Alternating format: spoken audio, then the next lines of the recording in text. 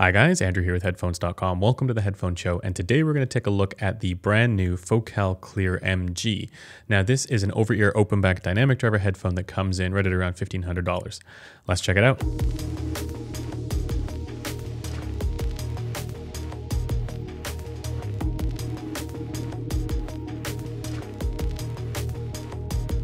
As a disclaimer, the Focal Clear MG was a demo unit sent for evaluation by Focal, so big thanks to Focal for sending it along, but of course I haven't been paid to say anything in particular about it, and all thoughts and opinions are my own. Now in this video, I'm mainly going to be doing a comparison between the Focal Clear MG, the original Focal Clear right here, and the Elear / Alex, because I'll have put the clear pads on the Elear. I don't have an Alex here, but that's sort of the closest thing that I can get to doing that. And just before we get going here, I know that a lot of you guys are going to be asking, how does the Focal Clear MG compare to the MG Pro, which is the Pro SKU? And the official statement on that is that they are meant to sound the same.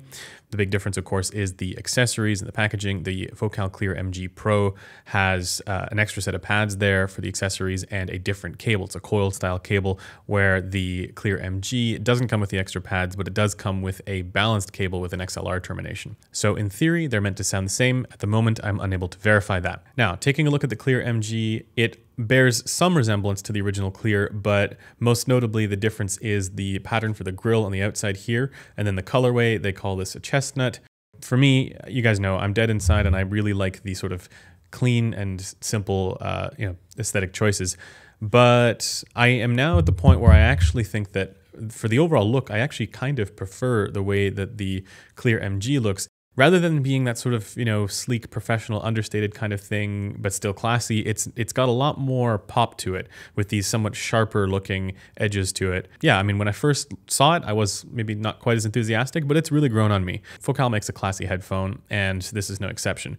Now, there are other differences as far as the look as well. The inner part uses a honeycomb grille as well, and that's a little different from the way that the grille looks on the inside grille looks on the regular Clear. This is also a different driver in here from what's going on with the regular Clear, and so we'll talk about that as well. But let me just first give a quick note about comfort.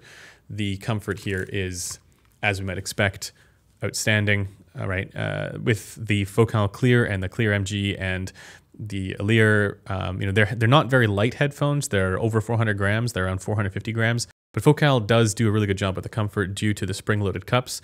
One note about that, though, is that if you have a larger than average head, you may find that the bottom part of the pad kind of pulls up on your earlobes. It was definitely something that Chrono, the other reviewer on the channel, noted when he was wearing it, and he had trouble because he has a larger head as well. It's the thing with audiophiles, we all have large heads. For big brains. In any case, I had no problem getting through a full day of use with these, just like with the original Clear here as well. Now, let's talk about how the Clear MG sounds, and as mentioned, this does use a different driver from what was going on with the original Clear. The driver in the Clear MG is the magnesium driver, whereas the original Clear is the aluminum magnesium driver that it relied heavily on aluminum for that.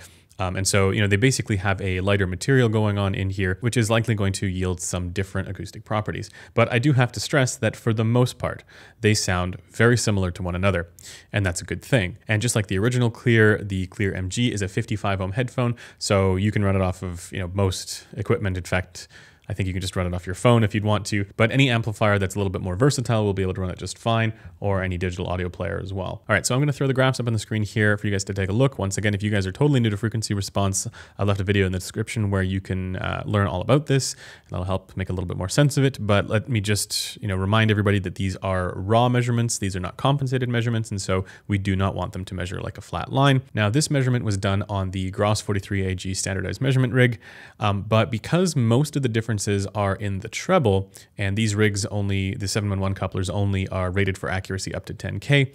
I've also done a number of other measurements using in-ear microphones that will be a little bit more readable for being able to understand the differences among these three headphones. And I have to stress, it gets a little bit complicated here, but the other reason for that is that when you see the differences that show up at around somewhere between 8 and 10K, between these two headphones, that's right where the contra interaction is, and this can totally mess up the way that this looks when using the KB5000 and 5001 anthropometric pinna, because contra interaction, that's a physical part of the ear. This means that there should actually be a dip there, And when there's not a dip, it means that there's a peak there. So that's why this gets a little bit confusing and tough to read if you don't know about, where those dips are supposed to be. And they can vary a little bit depending on the headphone and the positioning and, all the rest of that stuff, the way that it interacts, the way that those frequencies interact with that part of the ear. Now, in general, the frequency response for the Clear and the Clear MG and the Elear with the Clear pads, which are not on there right now, they're on the Clear, it's a generally agreeable frequency response that's mostly neutral with a little bit of forwardness there, right at around 1.5K. And this kind of brings vocals a little bit further forward and gives a little bit of intimacy to the vocals there. But it's balanced out by the rest of the frequency response reasonably well.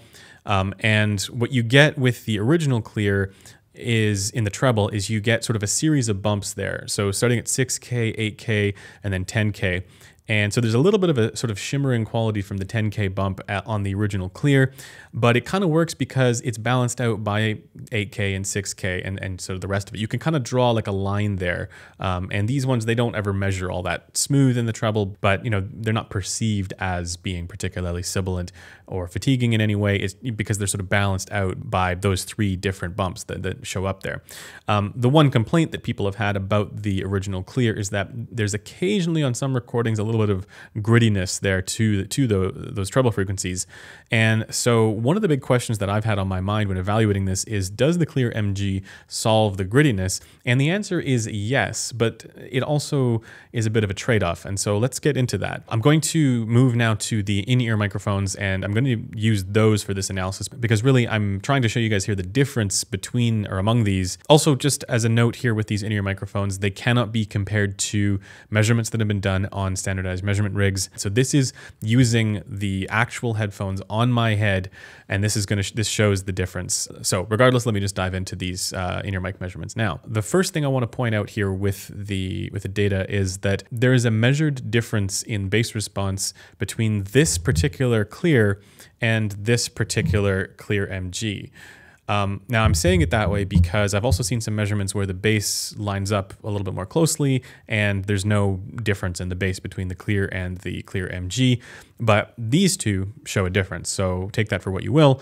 I've had 2 samples now of the Clear MG, but only 1 sample of the Clear. So that's really why I can't verify that. Maybe there is a little bit 1 to 2 dB difference in the bass, but also maybe there's not. And I just want to let you guys know that these two that I have here measure like this, right? So mainly with this, I want to focus on the differences that show up in the treble frequencies. Looking at the Clear MG against the original Clear, you can see that in the mid treble, the Clear MG is quite a bit more relaxed, and in the upper treble, the sort of air qualities, the splash, sizzle, and zing qualities, it's quite a bit elevated on the Clear MG relative to the original Clear. Now, this has the effect of making that mid treble where the consonant sounds for vocals usually show up, like the S's, F's, and T's. It makes that all a little bit smoother, yes, and that's a good thing. But it also introduces this upper treble shimmering quality and emphasizes that shimmering quality that, while there on the Clear, was balanced out by the mid treble, the 8K bump, and then also the all the information above that in the air frequencies is pronounced even more so on the Clear MG. Now, I think how much you're going to be bothered by that, or how much you're going to notice that, is going to come down to age and overall upper treble sensitivity. And while I can't say that the Clear MG is fatiguing as a result of this upper treble shimmer boost, because that's not really where the fatiguing qualities show up, that is more, again, sort of the mid treble, like 6K and 8K and that kind of stuff. At the same time, I do find that it loses a little bit of the focus, the treble focus for cymbal hits and things like that, because of its more withdrawn mid treble. And the original Clear retains that focus a little bit better. And so the overall balance I find for the treble is actually better on the original Clear, at least for my preferences, even though it is still smoother on the Clear MG. So ultimately, I think it's going to come down between these two. I think it's going to come down to what qualities you prefer. Do you want a smoother consonant range, in which case you would go for the Clear MG, or do you want better overall balance there in the treble, for lower treble, mid treble, and then upper treble? And then in that case, it's the regular Clear at the cost of a little bit of that sort of grittiness that occasionally comes through. And so in that sense, I mean, it's not really like one is better than the other. I just happen to prefer the way that the treble is handled on the original Clear. Now, the other interesting one is the Elear with the Clear pads. And as you can see here, that is the one that is the, I guess, brightest out of all of them in that range, in the mid treble range. But then when you go to the upper treble, the clear MG is still more elevated there as well. So with that, I mean, I still think that the balance is good on the Elear with the clear pads, but for where I'm at, I do prefer a middle ground, and that's again why I landed the original clear. So in short, the frequency response among the three is very, very similar, just with some differences there in the treble, a little bit more focused towards the upper treble with the clear MG, and you know, pulled back mid treble, and then a more what I'm going to call here balanced presentation overall for the lower treble, mid treble, and upper treble with the original clear. And then of course these two do show a bit of a difference in the bass, but that may or may not be representative. Okay, now let's dive into the subjective stuff, where I'm going to describe my perception of all of the, you know, technical qualities like detail retrieval and dynamics and all the rest of it.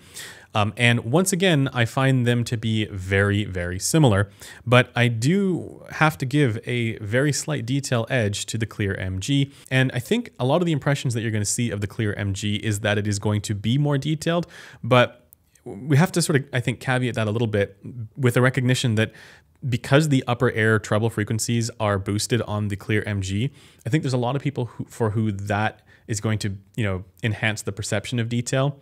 But where I'm really noticing the difference is actually in the mid-range, and comparing, you know, all these three, there's not a huge difference between the clear MG and the original clear. Maybe just a tiny little bit there for micro detail and micro dynamics, where the clear MG wins out. But comparing the clear MG against the Elear with the clear pads, it was a much more significant difference, or much more noticeable difference there. And so again, if you have an Alex, you know, there are incremental jumps between the, you know, Alex or Elear with the clear pads up to the, you know, clear, where it's, you know, very small difference, but then going from the Elear to the clear MG, it was a more significant difference, right? That's when you start to really notice it, I think. And then again, for the rest of the qualities, I don't think there's any difference as far as the technical qualities that aren't sort of overshadowed by what's available in frequency response, you know, the tuning changes that can have an effect on, you know, perceived sense of openness, right? I don't think they don't think the soundstage, you know, is inherently bigger on one or the other. And same thing with the dynamics of the punch and the slam. It doesn't feel any more impactful, but I do want to give a nod to the clear MG once again here over this particular clear, because as you can see there, you get about a 2 dB bass boost on this. So again, I have a sample size of 1 on the clear, and this is sort of what this shows, but you know, maybe there are other units of the clear that where there wouldn't be a difference like I've seen in other measurements. So take that with a little bit of a grain of salt. But comparing these, you know, across the board, all the rest of the technicalities are very similar. So for overall detail and clarity and instrument separation, the ability to sort of peer into the music, you know, micro detail, micro dynamics, the trailing ends of tones, the winner here out of all three, I do think, is the clear MG, but just by a hair. In any case, let me give my conclusion and let you guys know, you know, overall kind of what I think of these, and, you know, how they, you know, sort of fit with one another, because I don't think it's as straightforward as just saying the clear MG is better, or the original clear is better, or the Alex/Elear with clear is better. Well, the Alex would be sort of the third string here for overall sound quality, even though I think it's still probably the best value right now. But between these other two, it's a tough call. I think it's just a trade-off. I mean, again, they're very, very close and they're very similar to one another. I think if you're prioritizing the technical performance aspects of it, I think the clear MG would be the way to go. But my personal preference for tonal balance in the treble lies with the original clear. I think that's just a little bit more even there. It's a little bit more balanced out. So I'm going to recommend them both. And of course, I'm going to recommend the Elear with the clear pads as well, if you can find one. But it's just going to depend on which acoustic properties and, you know, the tonal balance that you're looking for. I mean, that's sort of what I think you should focus on for making your decision there. But once again, for my, you know, tonal preferences, it does lie a little bit more closely with the original clear. In any case, that does it for this video. Thanks for taking the time to watch it, and I will see you guys in the next one. Bye for now.